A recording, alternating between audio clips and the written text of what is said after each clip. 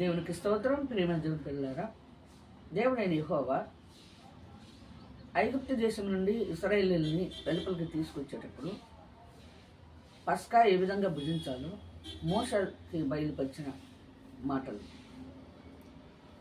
నిర్గమాకాండము 12వ అధ్యాయము 11వ వచనం మనం చదువుకుందాం.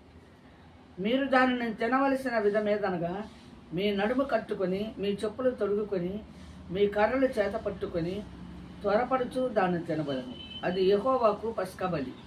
ఆ రాత్రి నేను ఐగుప్తు దేశమందు సంచరించి ఐగుప్తు దేశమందలి మనుషులలోనే గాని జంతువులలోనే గాని తొలి సంతతి అంతయు హతము చేసి ఐగుప్తు దేవతలందరికీ తీర్పు తీర్చేదను.